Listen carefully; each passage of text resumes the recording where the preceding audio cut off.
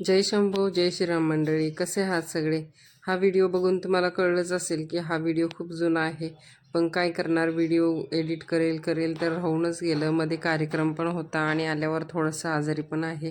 आवाज पण बघू शकता, आवाज जरा बसलाय. पण व्हिडिओमध्ये इतक्या गमती जमती होत्या आणि त्या असं डिलीट पण होऊ द्यावं वाटत नव्हतं. जो पहिला व्हिडिओ होता तो कॉमेडीचा होता आणि हा जो होता तो विदाईचा होता. 3च दिवस सुट्टीसाठी गावी गेले होते, पण त्या 3 दिवसात खरंच खूप मज्जा केली आम्ही आणि मुलांनी माझ्यासोबत खूप मज्जा केली. सोबत आमची वहिनी तिघीजणी त्या पण होत्या. त्या पण खूप एन्जॉय करत होत्या सुट्टी. मग मी अशी थोडं असं टाईमपास नाचत होते, तर त्या दोघी-तिघी पण नाचत होत्या. खरंच काय म्हणजे आमची मजा चालू होती, आमचं आम्हालाच माहिती. त्या रील्स शूट झाल्यानंतर मग मी संध्याकाळीच ठरवलं की साडी घालायची आणि थोडं साडीवर असंच फोटो सेशन किंवा व्हिडिओज काढायचे. म्हणून मग मी संध्याकाळी साडी घातली आणि आम्ही असंच जंगलात फोटो काढायला गेलो होतो. खरं तर इथे आम्हाला योगेश घेऊन आला होता आणि योगेशच आम्हाला परत घाबरत होता की बिबट्या येईल इकडून तिकडून, कारण थोडंसं बिबट्याची गावाला दहशत आहेच.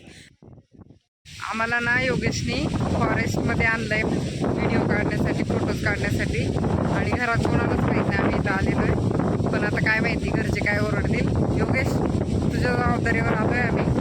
जर का बिबट्या आला, मला तर साडी घातली पळता पण येणार नाही.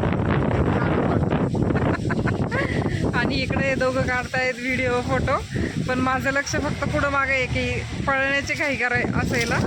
बघू आता काय होतंय. आमच्या नवरदेवाचं शूट चालू आहे. ह्या नवरदेवासाठी एखादी नवरी असेल तर नक्की सांगा कमेंटमध्ये. कमेंटमध्ये आम्ही बायोडाटा टाकू. तुमच्याकडे पण असेल एखादं तर त्यांचा पण बायोडाटा टाका. पण एवढं बोलती तरी माझं लक्ष आजूबाजूला आहे, कारण माझी फाटली आहे हे सांगायला मला अजिबात लाज वाटत नाही. ते तुझं काय म्हणणं आहे? त्यानंतर आम्ही फोटोज व्हिडिओज काढून झाल्यानंतर निघणारच होतो, पण म्हटलं गाडीबरोबर पण एक व्हिडिओ घ्यावा. ही गाडी आमच्या मनाजवळची म्हणता येईल किंवा आमच्या लाईफची बेस्ट गाडी आहे, सगळ्यात पहिली लक्ष्मी. आम्ही खूप छोटं होतो तेव्हा भाऊंनी ही गाडी घेतलेली.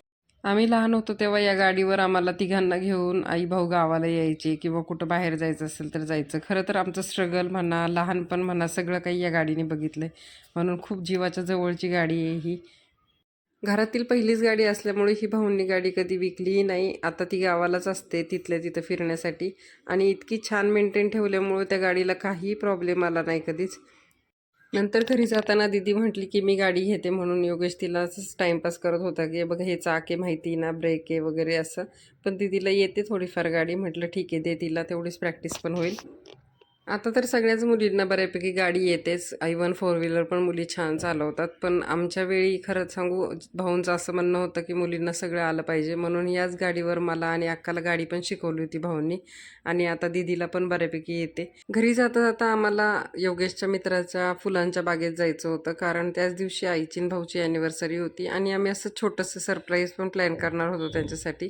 म्हणून मग आम्ही जाता जाता फुलं पण तोडणार होतो. तिथं परत थोडंसं फोटोज व्हिडिओज काढणार होतो, म्हणून मग आम्ही तिकडेच निघालो होतो.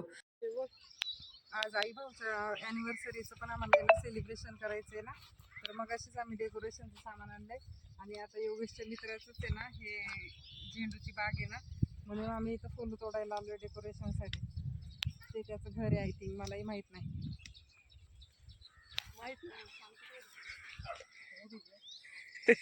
दादा वन साइड पचका करताय व्हिडिओ पचका नका करत जाऊ, खूप वाईट वाटत. आपल्याच माणसाचा आपण आपल्या माणसाला पुढे नाही सोडून हे व्हिडिओतच पचका करतात, काय करणार. ठीक आहे गाईज, पण तुम्ही समजून घ्या, तुम्ही पचका करू नका. तुम्ही मला कायम लाईक, शेअर आणि सबस्क्राईब करत जा. तू पदार्थ गोळा कर. हां, मी घरी येईपर्यंत आमच्या सुनीताने सगळी काही तयारी करून ठेवली होती. फक्त मला मिसळ फोडणी द्यायची होती, पण लाईट पण नव्हती, त्यामुळं आम्ही अंधारातच बनवली आणि त्यामुळं मला व्हिडिओ पण काढता आला नाही.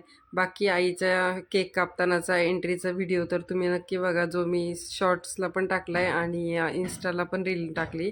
आणि इथं मी वाढत होते तर आमचे नाना मला म्हणतात, बाई जरा पदर आवर फक्त आणि मग वाढ.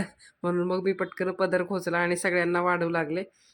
छान झाली आईची आणि भाऊची ॲनिव्हर्सरी सेलिब्रेशन पण, कारण घरातल्या घरातच केला होता आम्ही.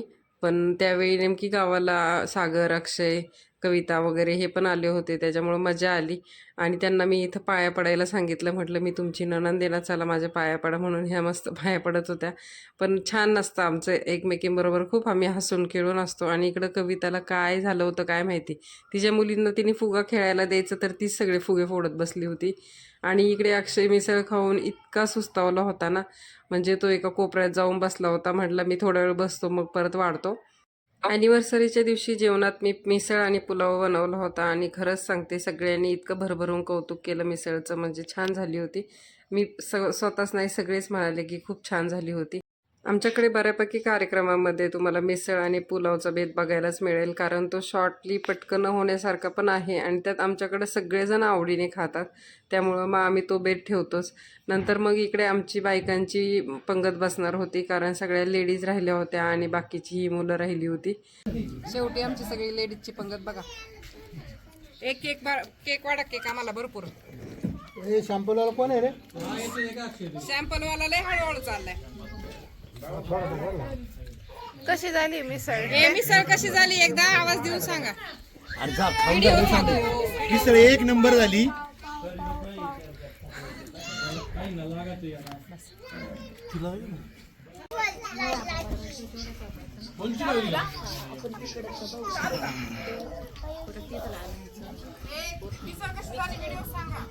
एक नंबर मिसळ. मिसळ कशी आहे?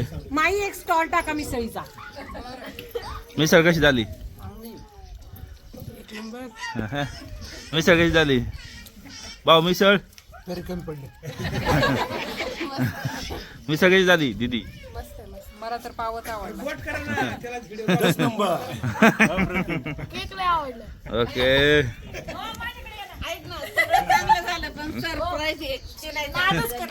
अयो.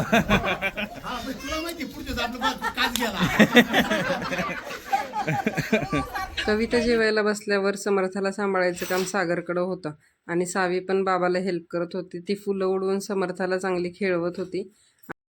नंतर मिसळची तरी खाऊन कविताला पण तरतरी आली होती. ती पोरांना खेळवत होती का सागरन तीच खेळवत होती कोणालाच कळत नव्हतं. ते दोघंच एकमेकांच्या फुलं अंगावर उडवत होते. बाकी मुलं तर बाजूलाच राहिले, पण तेच दोघं खेळत बसले होते. ह्यांचा खेळ चालू होता तोपर्यंत दादूचं जेवण चालू होतं आणि ह्यांचं उरकत आल्यावर मग दादू लागला खेळायला. दादू फुलं भरत होता आणि परत उडवत होता आणि परत दिदी पण त्याला गोळा करून देत होती. असं करत करत मुलांचा 1 तास तर फुलांमध्येच गेला असेल.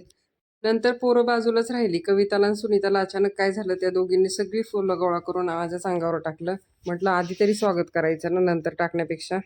सगळे भावंडे अजून आमच्यात बरेच जण कमी आहे, पण आता जे आहेत ते इथं मस्तपैकी फोटो काढतायत. एक खाली गेलंय बाळाला घेऊन. असे आमचे 3 दिवस सुट्टीचे कसे गेले हे आम्हाला कळलंच नाही. आणि मुलं राहणार होती अजून गावाला, पण मी आणि सुनीता जाणार होतो भाऊंसोबत, म्हणून आम्ही आमची पॅकिंग केली होती. इकडे आईने भाजीपाला, पापड, कैऱ्या सगळं काही बांधून दिलं होतं आम्हाला आणि दीदी आमच्या सगळ्या बॅग्स गाडीत नेऊन ठेवत होती. तुम्हाला जर व्हिडिओ आवडला असेल तर नक्की लाईक करा. भेटूया नवीन व्हिडिओमध्ये. बाय.